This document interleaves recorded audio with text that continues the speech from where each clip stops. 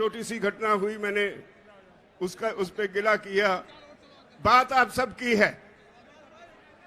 आप सब यहां क्यों बैठे हैं ये समझना होगा। आज सारा देश एक खास तरह के संकट में है। जो आदमी सख्त मेहनत करता है वो भूखा मर रहा है। जो आदमी एसी में बैठा है, जो आदमी एक कॉरपोरेट हाउस चलाता है, देश की सारी दौलत उसकी तरफ धक्के से जा रही है। हम सरकार चुनते हैं। हमारे देश का संविधान कहता है government of the people, by the people, for the people. ये बदकिस्मती से हमसे एक गलती हो गई। ये हिंदू मुसलमान का नाम लेकर भाजपा वाले सत्ता में आ गए तो सरकार बन गई government of the people, for the corporate, by the people. लोग चुनते तो हैं सरकार, लेकिन वो सरकार आज लोगों के लिए नहीं होती। हम अपने नुमाइंदे चुनते हैं, वो पार्लियामेंट में जाते हैं, विधानसभा में जाते हैं। उनकी पहली ड्यूटी ये होती है कि वो वहां जाकर ऐसी पॉलिसीज बनवाएं जिससे लोग शांति से अपना जीवन जी सके। ऐसे कानून बनवाएं जिससे लोगों को तरक्की करने में मदद मिले।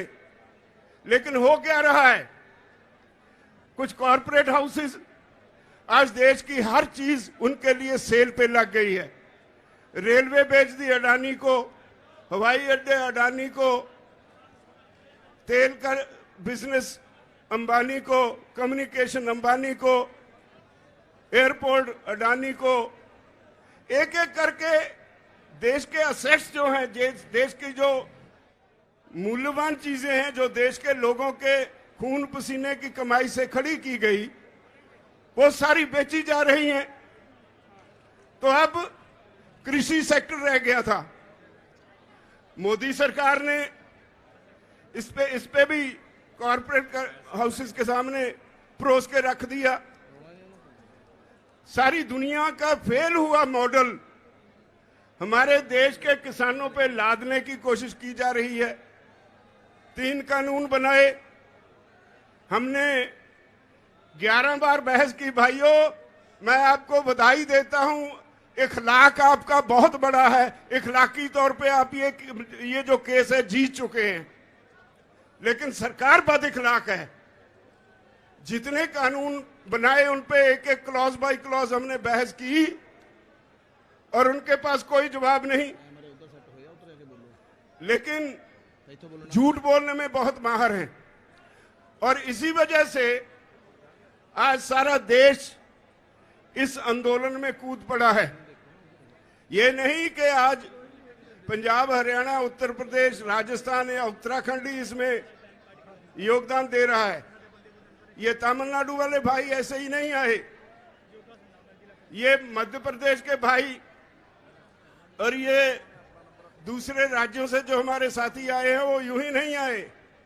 उनके प्रांत में भी ये आंदोलन पूरा जोर पकड़ चुका है। और एक बात कहूं, जितना ये आंदोलन जोर पकड़ रहा है उतनी मोदी की, उसकी भाजपा की जड़ें उखड़ रही है।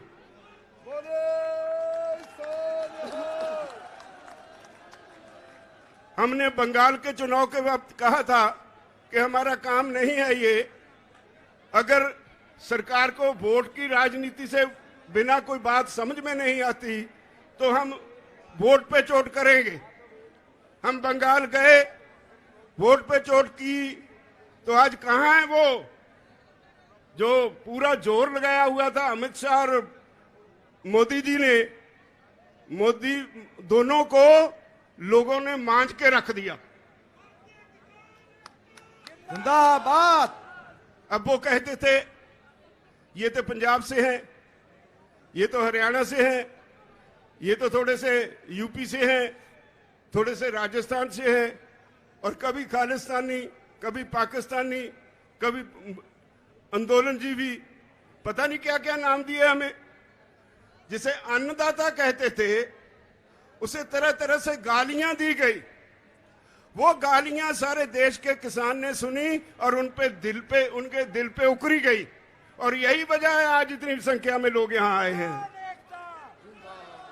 इतनी गालियां मेरे ख्याल में अपने जीवन में इस देश का किसान तो भूल नहीं पाएगा, कभी बीजेपी को माफ नहीं करेगा। अब वो कहते हैं राजहट है, कहने के लिए जवाब कोई नहीं। 9.5 महीने से किसान बॉर्डर पे बैठा है। पंजाब का किसान तो 2 महीने पहले रेलवे की पटरियों पे भी बैठा रहा।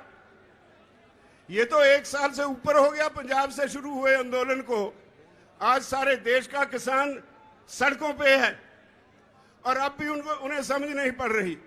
आज का आपका ये इकट्ठ, ये एक वार्निंग सिग्नल है मोदी सरकार को कि राहे रास पर आ जाओ वरना मिटा दिए जाओगे। हम 27 तारीख को फिर एक हमने प्रोग्राम दिया है। अभी मेरे साथी कह रहे थे 27 तारीख को भारत बंद की कॉल दी है। इससे पहले भी हमने कई कॉल्स दी। संयुक्त मोर्चा यहां से कॉल देता है और सारे देश में वो सफल हो जाती है। अब 27 सितंबर है। मेरी निवेदन है इस देश के किसानों के अलावा व्यापारी वर्ग को, मुलाजिम वर्ग को, वो गलतफहमी में है। ये आंदोलन सिर्फ किसानों का नहीं है, ये सारे देश के लोगों का आंदोलन है। देश की होंद का होंद बचाने का आंदोलन है, लोगों का अस्तित्व बचाने का आंदोलन है, भविष्य बचाने का आंदोलन है। बचोगे आप भी नहीं अगर इस किसान आंदोलन में साथ नहीं दोगे।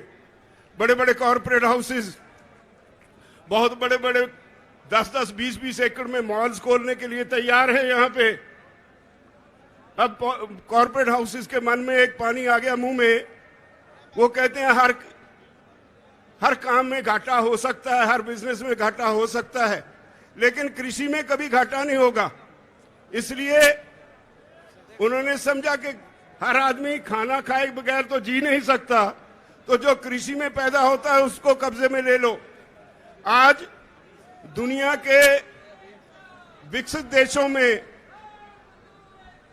हाँ भाई फिर लगा लेना नारा, दुनिया के विकसित देशों में कॉरपोरेट हाउसेस में दौड़ लगी है जमीन खरीदने की। लाखों हेक्टेयर जमीन एक एक कॉरपोरेट हाउस खरीद रहा है। अगर वो सफल हो गए तो याद रखो हर गरीब की रोटी अमीर कॉरपोरेट हाउस के गोदाम में कैद हो जाएगी। ये देश दोबारा फिर गुलाम हो जाएगा। इसको बचाने की जरूरत है, इसको बचाने की जरूरत महसूस करके ये सारे देश का आंदोलन बन गया है। तो मेरी सबसे निवेदन है, जो भाई दूसरे काम भी करते हैं बारी उनकी भी आने वाली है। जब सरकार हमें ये कहती है कि भाई आपकी ये कानून वापस लेने में हमें कोई आपत्ति नहीं, लेकिन हमने बहुत से सुधार किए हैं, बहुत से लेबर लॉज बनाए हैं, अगर आपके ये कानून वापस ले लिए तो कल को लेबर वाले आके बैठ जाएंगे। तो हमने कहा कि अगर इतने पाप किए हैं तो गंगा नहा लो एक ही बार, सारे वापस ले लो। और उनके पास कोई जवाब नहीं। इसका मतलब है वो मानते हैं कानून उन्होंने गलत बनाए, संवैधानिक तौर पे गलत बनाए, देश के लोगों के खिलाफ बनाए, देश के किसान के खिलाफ बनाए। और अब जब किसान को समझ आ गई वो इनका इतिहास है, अगर यही इतिहास है तो भगवान करे जल्दी ये हमें सफलता मिले और उसको छुट्टी मिले। वो जो आजकल परेशान हैं तो उनको छुट्टी मिले इस काम से, वो अपने घर में मंदिरों में पूजा पाठ करें। और मुझे उम्मीद है कि आप सफल होंगे, हम जीतेंगे, हर हालत में जीतेंगे। मोर्चा जीता हुआ है, कोई हरा सकता नहीं। बहुत बहुत धन्यवाद। बोले सोनिहाल। देखिए मैदान आपसे चौधरी वाहिगुरु जी का खालसा, वाहिगुरु जी की फतेह। बहुत बहुत धन्यवाद। जो वीआईपी लंगर है आप उसमें भोजन ले ले। मैं मेधा पाटकर जी से निवेदन करूंगा 1 मिनट के लिए। अब देखिए बहुत समय